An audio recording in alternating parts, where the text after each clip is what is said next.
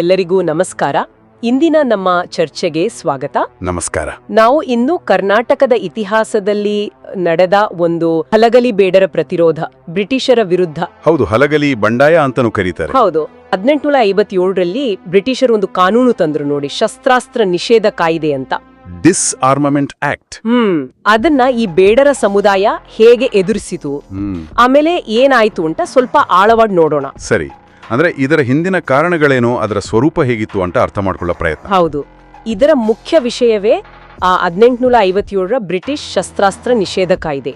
ಅಂದ್ರೆ ಸಿಂಪಲ್ ಆಗಿ ಹೇಳೋದಾದ್ರೆ, ನಮ್ಮ ಜನ ಶಸ್ತ್ರ ಇಟ್ಕೊಳ್ಳೋ ಹಾಗಿಲ್ಲ ಅನ್ನೋ ಕಾನೂನು ಅಲ್ವಾ? ನಿಜ, ಸಾಮಾನ್ಯ ಭಾರತೀಯರು ಶಸ್ತ್ರ ಹೊಂದುವುದನ್ನ ನಿಷೇಧ ಮಾಡಿತು. ಸರಿ, ಹಾಗಾದ್ರೆ ಈ ಸಂಘರ್ಷಕ್ಕೆ ಮೂಲ ಕಾರಣ ಏನು ಅಂತ ಶುರು ಮಾಡೋಣವಾ? 1857ರ ದಂಗೆ ಆಗಿತ್ತು ನೋಡಿ, ಸಿಪಾಯಿ ದಂಗೆ ಅಂತಾರಲ್ಲ ಅದು. ಹೌದು, ಅದರ ನಂತರ ಬ್ರಿಟಿಷರು ಸ್ವಲ್ಪ ಹುಷಾರಾದ್ರು. ತಮ್ಮ ಹಿಡಿತವನ್ನು ಇಡೀ ಭಾರತದಲ್ಲಿ ಇನ್ನಷ್ಟು ಗಟ್ಟಿ ಮಾಡ್ಕೊಳ್ಳೋಕೆ ಶುರು ಮಾಡಿದ್ರು. ಹೌದು, ಅದಕ್ಕೋಸ್ಕರನೇ ಈ ಕಾಯ್ದೆ ತಂದಿದ್ದು. ಮುಂದೆ ಈ ತರ ಬಂಗಾಯ ಆಗ್ಬಾರ್ದು, ತಮ್ಮ ಆಡಳಿತಕ್ಕೆ ಯಾರು ಸವಾಲ್ ಹಾಕ್ಬಾರ್ದು ಅನ್ನೋದು ಅವ್ರ ಉದ್ದೇಶ ಆಗಿತ್ತು.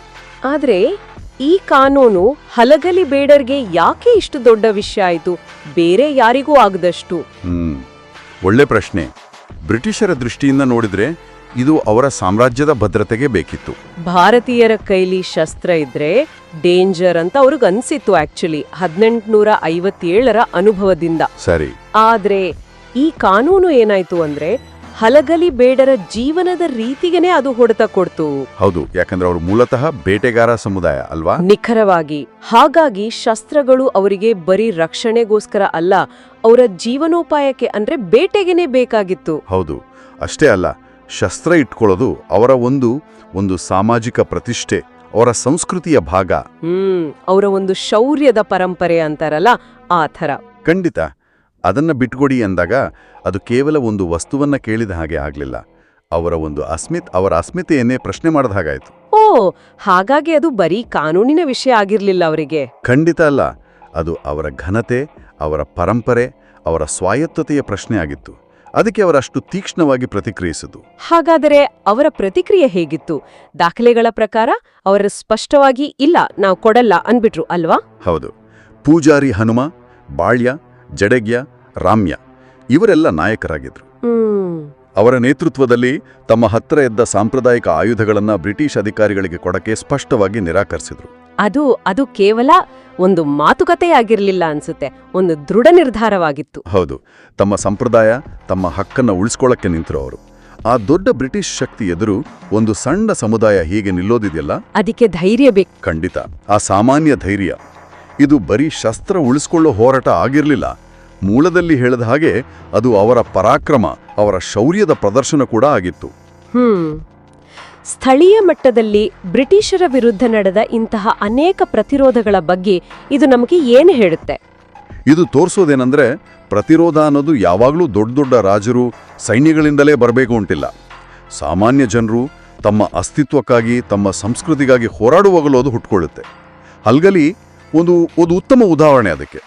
ಸರಿ, ಅವರು ಕೊಡಲ್ಲ ಅಂದ್ಮೇಲೆ ಬ್ರಿಟಿಷರ್ ಸುಮ್ಮನಾದ್ರ? ಇಲ್ಲ, ಖಂಡಿತ ಇಲ್ಲ. ಪರಿಸ್ಥಿತಿ ಅಲ್ಲಿಗೆ ನಿಲ್ಲಿಲ್ಲ, ಸಂಘರ್ಷಕ್ಕೆ ದಾರಿ ಮಾಡಿಕೊಟ್ಟು ಅನ್ಸುತ್ತೆ. ಹೌದು, ಬ್ರಿಟಿಷ್ ಅಧಿಕಾರಿಗಳು ಸುಮ್ಮನೆ ಬಿಡ್ಲಿಲ್ಲ. ಅವರು ಬಲವಂತವಾಗಿ ಶಸ್ತ್ರಾಸ್ತ್ರ ಕಸಿದುಕೊಳ್ಳೋಕೆ ಅಂತ ಸೈನ್ಯ ತಗೊಂಡು ಹಲ್ಗಲಿಗೆ ಬಂದರು. ಓ, ಆಗೇನಾಯ್ತು? ಆಗ ಸಂಘರ್ಷ ಅನಿವಾರ್ಯವಾಯಿತು. ಬೇಡರು ಶಸ್ತ್ರ ಕೊಡಲು ಒಪ್ಪದಿದ್ದಾಗ ಅವರು ಕೂಡ ಸಶಸ್ತ್ರರಾಗಿಯೇ ಬ್ರಿಟಿಷ್ ಪಡೆಗಳನ್ನ ಎದುರಿಸಿದ್ರು. ಅಂದ್ರೆ ನೇರ ಯುದ್ಧವೇ ನಡೀತು. ಒಂದು ರೀತಿಯಲ್ಲಿ ಹೌದು. ಮೂಲ ವಿಡಿಯೋದಲ್ಲಿ ಇದನ್ನು ಒಂದು ತೀವ್ರವಾದ ಪರಾಕ್ರಮದ ಹೋರಾಟ ಅಂತ ಬಣ್ಣಿಸಿದ್ದಾರೆ. ಬ್ರಿಟಿಷರ ದೃಷ್ಟಿಯಲ್ಲಿ ಇದು ಕಾನೂನು ಸುವ್ಯವಸ್ಥೆ ಪಾಲಿಸದೇ ಇರೋದು. ಆದರೆ ಬೇಡರ ಪಾಲಿಗೆ ಇದು ತಮ್ಮ ಅಸ್ತಿತ್ವ, ತಮ್ಮ ಗೌರವ ಉಳಿಸಿಕೊಳ್ಳುವ ಕೊನೆಯ ಹೋರಾಟವಾಗಿತ್ತು. ಇದು ವಸಾಹತುಶಾಹಿ ಆಡಳಿತದ ಇನ್ನೊಂದು ಮುಖವನ್ನು ತೋರಿಸುತ್ತಲ್ವಾ? ಕಾನೂನು ಹೇರುವುದು, ಅದನ್ನ ಪಾಲಿಸದಿದ್ದಾಗ ಬಲಪ್ರಯೋಗ ಮಾಡುವುದು. ನಿಜ, ಅದು ಅಂದಿನ ವಾಸ್ತವ. ಸರಿ, ಹಾಗಾದ್ರೆ ಈ ನಮ್ಮ ಚರ್ಚೆಯ ಮುಖ್ಯ ಅಂಶಗಳನ್ನ ಒಮ್ಮೆ ನೆನಪಿಸಿಕೊಳ್ಳೋಣ. ಮೊದಲನೇದಾಗಿ 1957ರ ಶಸ್ತ್ರಾಸ್ತ್ರ ನಿಷೇಧ ಕಾಯ್ದೆ. ಹೌದು, ಮತ್ತು ಅದರ ಹಿಂದಿನ ಬ್ರಿಟಿಷರ ರಾಜಕೀಯ ಉದ್ದೇಶಗಳು. ಎರಡನೇದು ಹಲಗಲಿ ಬೇಡರಿಗೆ ಶಸ್ತ್ರಗಳು ಎಷ್ಟು ಮುಖ್ಯವಾಗಿದ್ವು ಅನ್ನೋದು, ಅವರ ಜೀವನೋಪಾಯಕ್ಕೆ, ಅವರ ಸಂಸ್ಕೃತಿಗೆ. ಅವರ ಅಸ್ಮಿತೆಗೆ ಅದು ಎಷ್ಟು ಬೆಸೆದುಕೊಂಡಿತ್ತು ಅಂತ. ಮೂರನೇದು, ಅವರು ತೋರಿದ ದಿಟ್ಟ ನಿರಾಕರಣೆ. ಪೂಜಾರಿ ಹನುಮ ಬಾಳ್ಯರಂತಹ ನಾಯಕರ ಪಾತ್ರ. ಖಂಡಿತ, ಅವರ ದೃಢ ನಿಲುವು. ಮತ್ತು ಕೊನೆಯದಾಗಿ ಬ್ರಿಟಿಷರ ಬಲವಂತದ ಕ್ರಮಕ್ಕೆ ಅವರು ಸಶಸ್ತ್ರ ಪ್ರತಿರೋಧ ಒಡ್ಡಿದ್ದು, ಆ ಸಂಘರ್ಷ ಮತ್ತು ಅದರ ದುರಂತಮಯ ಪರಿಣಾಮಗಳು. ಹೌದು. ಸೊ ಈ ಎಲ್ಲ ಅಂಶಗಳನ್ನು ನೋಡಿದಾಗ ಕೇಳುಗರಿಗೆ ಒಂದು ಆಲೋಚನೆ ಬರ್ಬೋದು. ಏನದು? ಹಲಗಲಿಯ ಈ ಘಟನೆ ಇದು ಕೇವಲ ಒಂದು ನಿರ್ದಿಷ್ಟ ಸಮುದಾಯದ ಕಥೆ ಅಲ್ಲ, ಇದರಲ್ಲಿ ಒಂದು ವಿಶಾಲವಾದ ಪಾಠ ಇದೆ. ಹೇಗೆ ಸ್ಥಳೀಯ ಸಮುದಾಯಗಳು ತಮ್ಮದೇ ಆದ ವಿಶಿಷ್ಟ ಸಂಸ್ಕೃತಿ, ಜೀವನ ವಿಧಾನವನ್ನ ಹೊರಗಿನ ಶಕ್ತಿಗಳಿಂದ, ವಿಶೇಷವಾಗಿ ಬ್ರಿಟಿಷರಂತಹ ಪ್ರಬಲ ಆಡಳಿತದಿಂದ ರಕ್ಷಿಸಿಕೊಳ್ಳಕ್ಕೆ ಹೋರಾಡಿರಬಹುದು ಅನ್ನೋದು. ಹೌದು. ಎಂತಹ ಪರಿಸ್ಥಿತಿಗಳಲ್ಲಿ ಯಾವ ರೀತಿ ಹೋರಾಡಬೇಕಾಗಿ ಬಂದಿರಬಹುದು ಅನ್ನೋದು ನಿಜ. ಈ ಪ್ರಶ್ನೆ ನಮ್ಮನ್ನ ಇತಿಹಾಸವನ್ನ ಕೇವಲ ಘಟನೆಗಳಾಗಿ ನೋಡದೆ ಜನರ ಅನುಭವಗಳ ಮೂಲಕ, ಅವರ ನೋವಿನ ಮೂಲಕ ನೋಡಕ್ಕೆ ಪ್ರೇರೇಪಿಸುತ್ತೆ ಅಲ್ವಾ? ಖಂಡಿತವಾಗಿಯೂ. ಇದು ನಿಜಕ್ಕೂ ಆಲೋಚಿಸಬೇಕಾದ ವಿಷಯ.